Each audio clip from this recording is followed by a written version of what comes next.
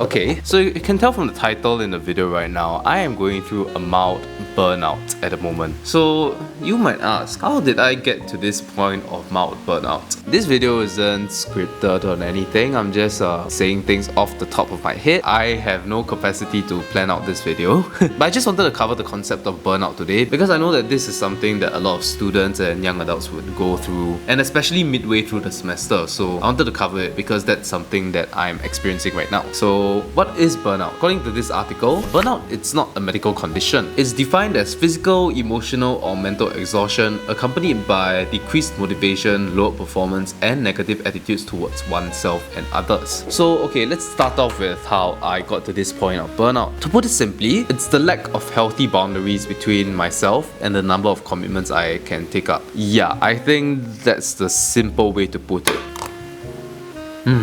I love the biscuit shortbread with milk.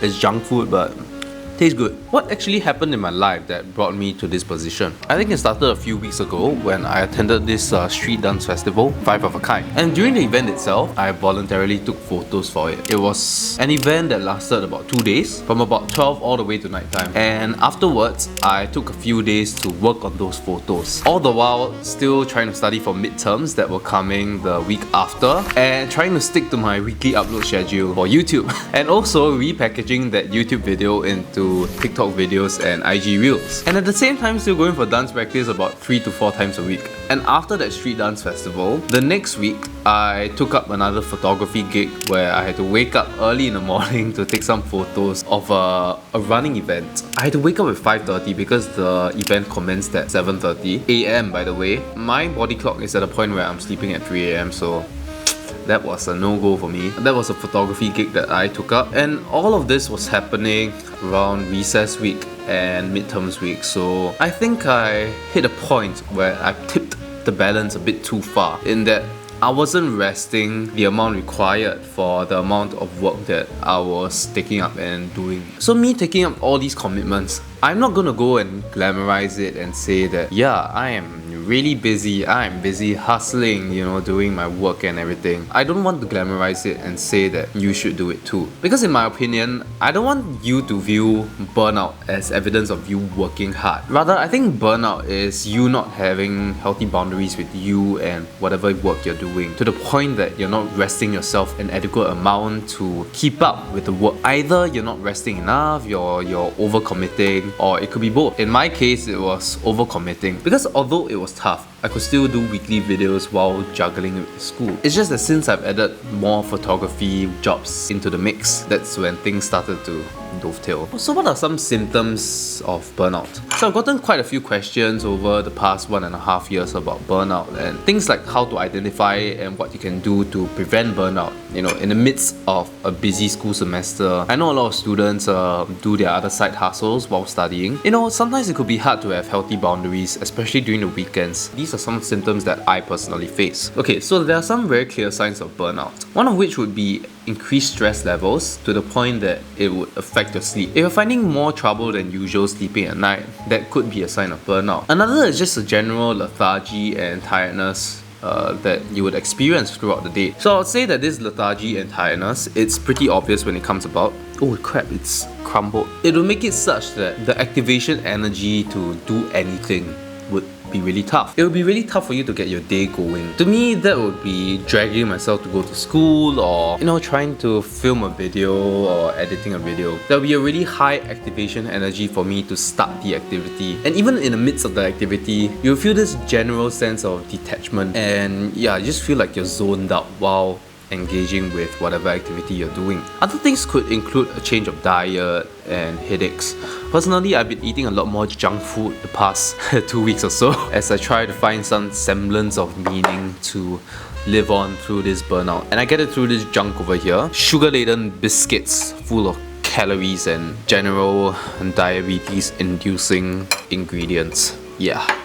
those are some signs of burnout that you should look out for. Considering this isn't the first time that I've experienced burnout, I am generally aware of when I reached a point of burnout. Yeah, and it's really quite telling. If you have been going full throttle and feeling fulfilled in doing what you're doing, and in the next week you just feel like you can't do anything, yeah, you probably went through burnout. Because throughout the weeks that I was taking photos and filming videos and studying and whatever, and like doing all these commitments at once, I felt energized. I felt good with the busyness, but it eventually caught up to me. Okay, so now that you know some signs and symptoms of burnout, I think it'll be good to move on what you can do to recover from burnout or prevent it in the first place. So to recover from burnout, I think you would have to be realistic with yourself and lower the number of commitments you have. Lower the number of commitments you have or slow down. If you're someone like me that is filming a video for the weekend, perhaps you could give yourself some leeway and film it on a Monday instead.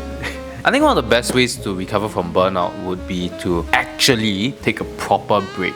And by proper break, I mean absolutely detaching yourself from your responsibilities for a period of time, like maybe a few days or a week. And I know some people might be afraid that if I don't work hard throughout this period, then I'm going to be even more behind than I was before. It feels like working through the burnout is the only option you have to kind of keep up with your life. You know, from experience, it is true that you have more things to keep up with, but the very fact of taking a break, it could actually slingshot your progress a lot faster than it would have been if you were working through the burnout. So you just imagine you're here, and to progress you would have to go forward this way, right? If you work through your burnout, you're gonna go forward, but it's gonna be really slow. But if you take a break, you might go backwards a little bit, but after feeling refreshed from your break, it'll actually slingshot the pace of your progress a lot faster than if you're working through the burnout. I really don't know how this is gonna appear in the video, but I hope I could convey my message properly.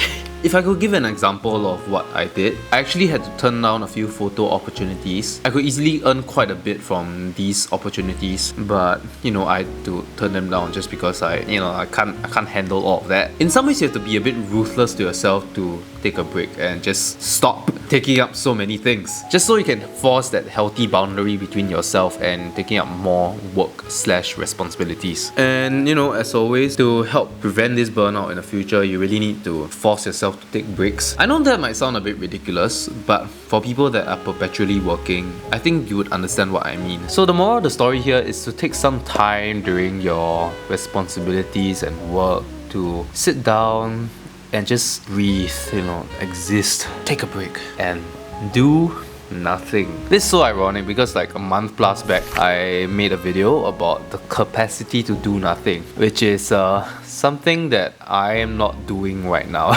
Little live update and maybe plugs for my Instagram and TikTok. Yeah, I'm actually not just on YouTube. I repost a lot of my YouTube stuff on TikTok and Instagram, although there are other things as well, so be sure to follow. If you want to see the video essay I did about the capacity to do nothing, click here. And if you want to see me infiltrate another college to study for midterms, you can click here. And with that, that's it for the video. Catch you all in the next one. Bye bye.